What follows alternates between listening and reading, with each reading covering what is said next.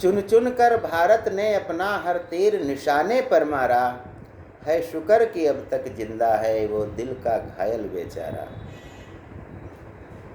यहाँ पर बेचारे की बात आ रही है, लेकिन वो बेचारा नहीं है। अगर बेचारा होता तो जब भारत के समक्ष गिड़गिड़ाया था कि रोक दो, हमला रोक दो, और अब हम कुछ ऐसा कृत्य नहीं करेंगे, अमेरिका के पास भी जाकर के गिड़गिड़ाया था, तो वो मान जाता।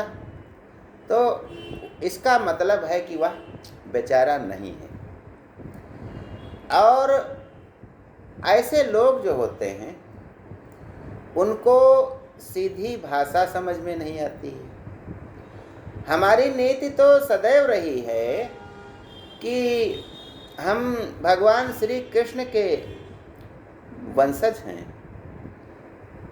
उनके देश में रहते हैं, वे जहाँ खेले खाए बड़े हुए हैं वहीं हम लोग रहते हैं, उनसे हमने बहुत कुछ सीखा है।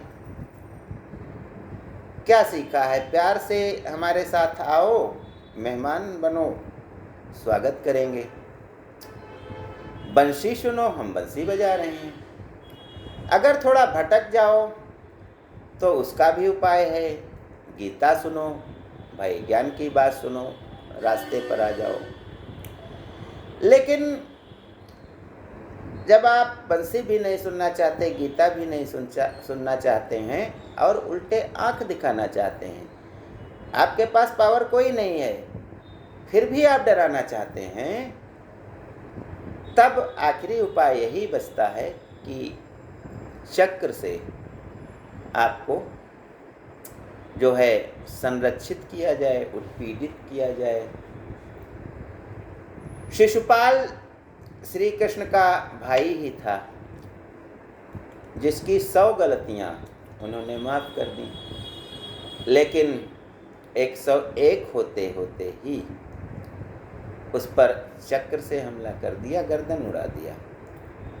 तो ऐसे ही पाकिस्तान जो हमारा है, यह मानने वालों में से नहीं है, लेकिन हमने तो अपना निशाना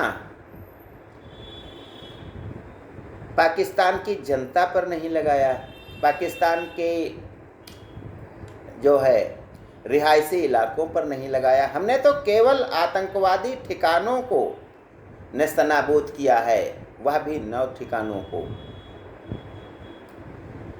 फिर भी इसके बदले में वह जो मारे गए आतंकवादी के साथ शवों के, उनके जो जनाजे निकले उनके साथ जा रहा, वहाँ की सरकार जा रही, वहाँ की सेना जा रही, ऐसा हो रहा है। तो यही अंतर है। और हमने आतंकवादी ठिकानों को निशाना बनाया और उसने रिहायशी इलाकों को ठिकाना बनाया, गुरुद्वारे पे बम फोड़ा, ड्रोन हमला किया। तो आइए, हमने जो कुछ भी अब तक किया है वह कैसे किया है, इसको भी जानने का हक है हमारा, कि यह सब कैसे संभव हुआ कि रात का समय और निशाना इतना सटीक कि जहाँ लक्ष्य किया गया है वहीं गिरे, अन्य कोई हताहत न हो। यह सब कैसे संभव हुआ है, इसे हम एक नज़र में देखते हैं। जैसे ब्रह्मा विष्णु महेश होते हैं,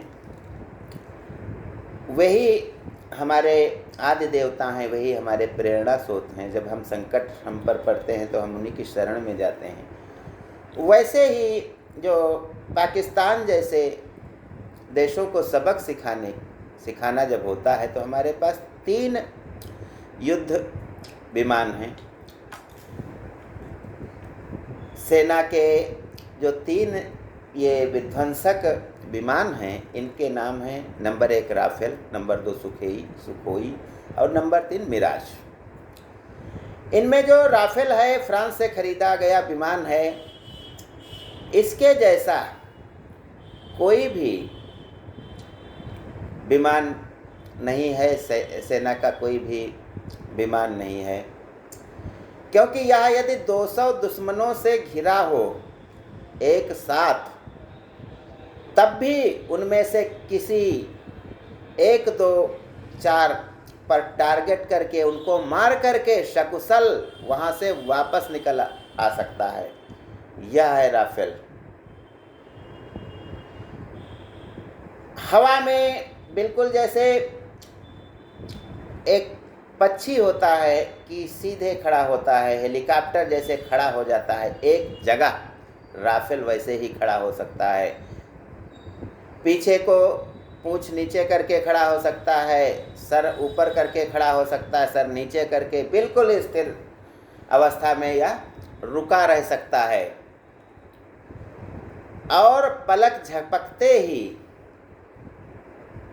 3800 किलोमीटर प्रति घंटा से ज़्यादा स्पीड से वहाँ से बिजली की गति से रफू चक्कर हो सकता है।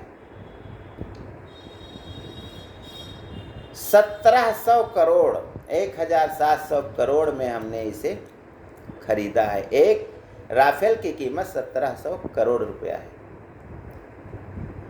11,200 लीटर यह ईंधन ले जा सकता है, यानी जिस ईंधन से यह चलता है 11,200 लीटर इसमें भरा जा सकता है। और फिर भी अगर आवश्यकता हो तो हवा में ही दूसरे विमान से ईंधन भरा जा सकता है। ऐसी तकनीक है। ज़रूरत पड़ने पर जहाँ सभी विमान 20 किलोमीटर से ऊपर नहीं जा सकते हैं, या 50 किलोमीटर ऊपर तक, सीधा 50 किलोमीटर ऊपर तक जा सकता है, सुरक्षित रह सकता है। यानी अजेय ये दुर्ग है एक, जिसका कोई सानी नहीं है। दूसरा है सुखोई, जो डिफेंस के मामले में नंबर 1 पे है। तीसरा मिराज। ये तीनों एक साथ, राफेल, मिराज, सुखोई, अंबाला, बरेली आदि एयरपोर्ट से उड़ान भरते हैं। लेकिन उड़ान भरने से कुछ नहीं होता है। इन्होंने जो अपने साथ अपने में संलग्न किया था वह थी मिसाइलें, जिन्होंने पाकिस्तान के 9 ठिकानों पर ऐसे सटीक हमले किए कि पड़ोस वाला कोई कुछ जान ही नहीं पाया। ये 3 प्रकार की मिसाइलें ले गया था, जिसमें इस कैंप मिसाइल, जिसे आंधी की परछाई कहा जाता है, हैमर मिसाइल, और ऐसी ही मिसाइल ले गया था। खास बात यह थी कि राफेल और मिराज को हमले के लिए चुना गया था और सुखोई को डिफेंस के लिए चुना गया था, प्रतिरक्षा के लिए चुना गया था। यानी दुश्मन की ओर से यदि कोई आता है, विमान आता है, ड्रोन आता है, मिसाइल आती है, तो सुखोई उसको हवा में ही मार देगा, ज़मीन पर गिरने ही नहीं देगा। और बिना पाकिस्तान की सीमा में घुसे ही इन विमानों ने 9 ठिकानों को नेस्तनाबूद कर दिया। रावलपिंडी और अनेक स्थानों पर पाकिस्तान की जो प्रतिरक्षा प्रणाली थी उसको पर हमला करके उसे नष्ट कर दिया, जिससे हम पाकिस्तान में कुछ भी गिराएं उसको पता ही नहीं चलेगा। लेकिन पाकिस्तान ने जो रिहायशी इलाकों पर, गुरुद्वारों पर, मंदिरों पर ये जो मिसाइलें, दागी ड्रोन हमले किए, वे 15 के 15 हमने रोक लिए। अब ऐसा संभव कैसे हुआ? क्या पाकिस्तान के पास कुछ है नहीं इससे बचने के लिए? इस बारे में यदि हम देखते हैं तो पाते हैं कि पाकिस्तान के पास 2 जंगी विमान हैं। एक है F-16, जिसे अमेरिका ने दिया था, लेकिन उसके साथ शर्त लगी है कि वह आतंकवाद को रोकने के लिए दिया गया था। F-16 जब बालाकोट हमला हुआ तो पाकिस्तान ने उसमें F-16 का प्रयोग कर दिया, और जब F-16 मार गिराया भारत के सैनिकों ने, तो पाकिस्तान ने कहा कि हमने F-16 को लड़ाई में भेजा ही नहीं है, सारी दुनिया देख रही थी। और जब यह भेद खुला तो अमेरिका ने पाकिस्तान को लताड़ा कि मैंने आतंकवाद की पर लगाम लगाने के लिए जो F-16 दिया था उसको तुमने भारत के खिलाफ उतार दिया। तो F-16 पाकिस्तान में है, लेकिन यह एक सजी हुई गुड़िया या म्यूजियम में रखा कोई हवाई जहाज या सैन्य विमान ही कहा जाएगा, क्योंकि इससे वह हमला तो कर ही नहीं सकता किसी देश पर। आगे रह गई बात, उसके पास J-17 है जो चीन ने दिया है। इसकी भी बड़ी तारीफ की जाती है, लेकिन अब चाइना का माल तो चाइना का माल होता है। कब धोखा दे जाए, कब क्या हो जाए, कुछ भी नहीं। तो इस प्रकार से पाकिस्तान ने जो रिहायशी इलाकों पर हमारे हमले किए, वह सुखोई ने रोक लिए, हमारे डिफेंस सिस्टम ने रोक लिए, लेकिन हमारे हमले जो केवल आतंकवादी के गढ़ों पर किया वह नहीं रोक सका, और इस स्थिति को पहुंच गया कि गिड़गिड़ाने की स्थिति तक आ गया। वहाँ ना आटा है 400 रुपया किलो आटा, 200 रुपया किलो चावल, 300 रुपया किलो चीनी, ऐसे भाव हैं। 2500 का है गैस सिलेंडर, ऐसे मतलब ऐसे भाव हैं। जब राशन बंटने आता है तो पुलिस लगानी पड़ती है कि लूट न लिया जाए। कटोरा लेके घूम रहा है, IMF से लोन लिया है, अभी फिर उसको एक किस्त मिली है, फिर बौखला गया, फिर भी वह मान नहीं रहा है। अब क्या होगा, क्या करेगा, तो या तो भविष्य ही बताएगा।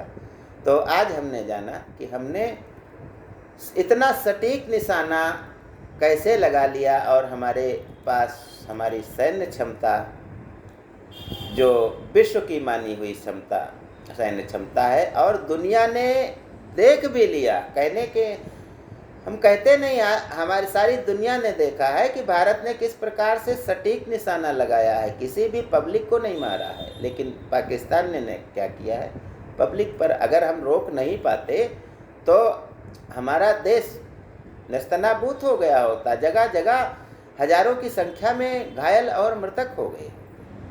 ज्ञान गंगा में बसा जितना ही। जय हिंद, जय भारत।